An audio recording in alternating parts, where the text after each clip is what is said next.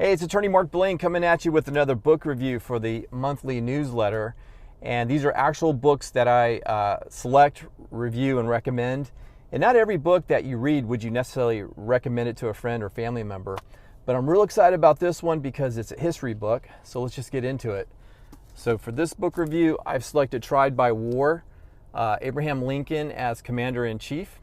And you might be asking yourself, well, Mark, there's been over 16,000 books written about Abraham Lincoln in the last 160 years. Why this book? Well, for you Civil War buffs, you might recognize the name James McPherson. He was the Pulitzer Prize winner of Battle Cry of Freedom. So you're in good hands with a scholarly author that's going to really treat this with fluidity, and you can read him really well. He's a really, really good writer. And number two, it's going to give you a hyper-focused slice of Abraham Lincoln at his most stressful time of his life, which was managing this country as President of the United States during the Civil War. You know, sometimes I feel like I'm tried by war when I'm taking a case to jury trial. You know, we're not using muskets or rifles, thankfully, but we are using our pens, legal briefs, and our critical thinking skills as weapons. So it's just like going to war. But actually, McPherson dives right in. He tells you, look, Abraham Lincoln was woefully unprepared for this war and what he faced in his administration. In comparison to his Southern adversary, Jefferson Davis, Lincoln had absolutely no war experience. For example, Jefferson Davis was a military graduate of West Point. He had successfully commanded a regiment during the U.S.-Mexican War. He was Secretary of War under, I believe, the Franklin Pierce administration. So in comparison to Lincoln, he had a lot of experience and a lot of insights into how to direct the succession movement that was happening once Lincoln assumed office.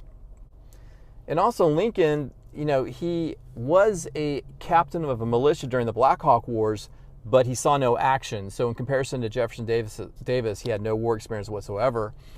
He even mocked himself, Lincoln, in 1848 when he was speaking in Congress. He had told a congressman, well, Congressman, I do have war experience. I have charged many a times upon wild onions and mosquitoes during the Black Hawk War.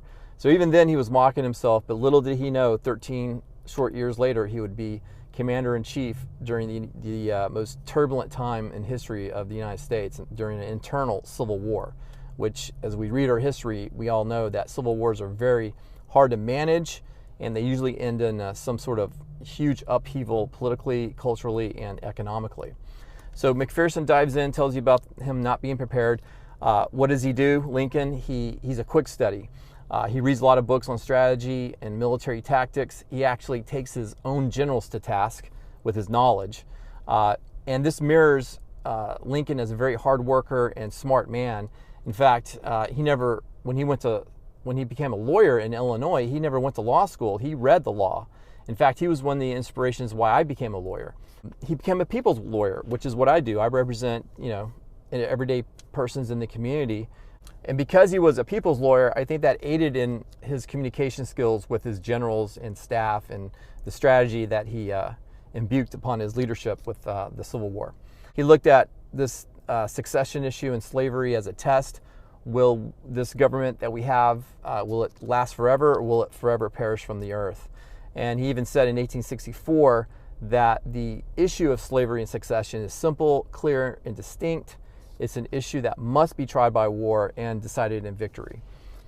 And I realize that Abraham Lincoln has been criticized, especially in the last 100 years, whether or not he's been over-deified or over-martyred, whether or not he took too much federal power upon assuming office.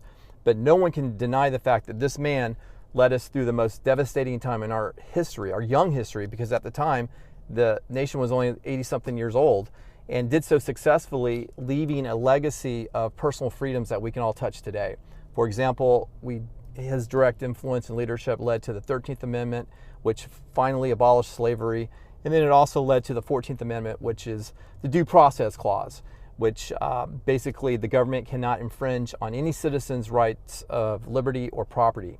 And that's huge. Not every country has it, so that was a fallout from his leadership based on what he did for everybody.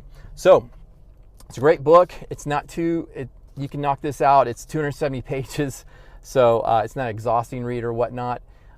Definitely add it to your reading list or your library. And as always, Keep on leading with your reading. Thanks for watching. Have a good day. Bye-bye.